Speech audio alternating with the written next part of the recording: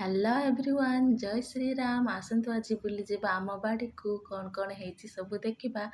ଦେଖିପାରୁଥିବେ ସକାଳୁ ଟାଇମ୍ର କେତେ ଗ୍ରୀନ୍ ସବୁ ସବୁଜ ରକମ ଦେଖାଯାଉଛି। ଭିୟୁଟି ବହୁତ ସୁନ୍ଦର। ତ ଫାଷ୍ଟ ଆମେ ଏଠି ପଳେଇ ଆସିଲେ ପିଆଜ ସାଇଁ ଗଛକୁ। ପିଆଜ ସାଇଁ ଯେତେ ଗୁଡ଼ାକ ହେଇଛି କିଛି କିଛି ନେଇଯିବା। ସବୁ ପିଆଜ ସାଇଁର ହେଇନଥାଏ, ଗୋଟେ ଗୋଟେର ହେଇଥାଏ। ଯେଇଟା ହେଇଯାଇଛି ମୁଁ ସେଇଟାକୁ ଗୋଟେ ତୋଳି ନେଇଛି। ଆଉ ଏପଟେ ଆମର ଲଗା ହେଇଛି କିଛି ଶାଗ ଗଛ। ମୋ ମାଆକୁ ଶାଗ ଖାଇବା ପାଇଁ ବହୁତ ପସନ୍ଦ। କିଛି ସୁସୁଣ୍ଡି ଶାଗ, କଳମ ଶାଗ ଲଗା ହେଇଛି କିନ୍ତୁ ଛୋଟ ଛୋଟ। ଆଉ ଏପଟେ ଆମର ବୋଇତାଳୁ ଗଛ ଲଗା ହେଇଛି ବହୁତ ଗୁଡ଼ାକ। ଏବେ ତା ଫୁଲକୁ ଆମେ ଡେଲି ଭାଜି କରି ଖାଉଛେ। ଆଜି ବି ମୋତେ ବହୁତ ଗୁଡ଼ାକ ଫୁଲ ମିଳିଯାଇଛି।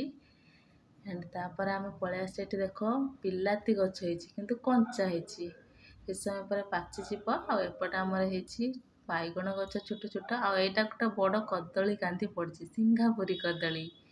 ଆଉ ଏଇଟା କେଉଁ ଗଛ ମୁଁ ତ ଜାଣିପାରୁନାହିଁ, ଆପଣମାନେ କମେଣ୍ଟରେ କହିବେ ନିହାତି। ଆଉ ଏପଟେ ଦୁଇଟା ଛୋଟ ଛୋଟ କଦଳୀ ଗଛ ଆଉ କିଛି ବିଲାତି ଗଛ ଛୋଟ ହେଇଛି, ବଢ଼ି ନାହିଁ।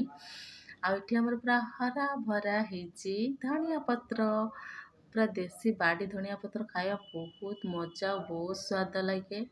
ଆଉ ଏପଟରୁ ଆମର ଆସିଯାଇଛି ଦେଖନ୍ତୁ ପାଳଙ୍ଗ ଗଛ ହେଇଛି। ଆଉ ଉପରେ ସେପଟରେ କିଛି କୁଶୁଳା ଶାଗ ବି ମଧ୍ୟ ପଡ଼ିଛି, ଖାଇପାରିବା। ଆଉ ଏଇଟା ଗୋଟେ ବେଦନା ଗଛ ହେଇଛି ଏପଟରେ, କିନ୍ତୁ ବେଦନା ଧରି ନାହିଁ, ଗୋଟେ ବି ଛୋଟ ହେଇଛି ନା। ସାଇଡ଼୍ରେ ଆମର ଏଠି ଗୋଟେ ଆମ୍ବ ଗଛ ହେଇଛି, ପପିଆ ଗଛ ଦୁଇଟା ହେଇଛି, ନଡ଼ିଆ ଗଛ ବି ଗୋଟେ ଛୋଟଟେ ହେଇଛି। ନଡ଼ିଆ ଧରେ ନାହିଁ କି ଆମ୍ବ ଧରେ ନାହିଁ, କିନ୍ତୁ ପପିଆ ପ୍ରବଳ ଧରେ। ଆଉ ଲାଷ୍ଟ ଗୋଟେ ଛୋଟ କଲା ଗଛ ହେଇଛି, ଛୋଟ ଛୋଟ, କିନ୍ତୁ କଲା ଗୁଡ଼ାକ ଉପାଡ଼ି ଦିଆଯିବ।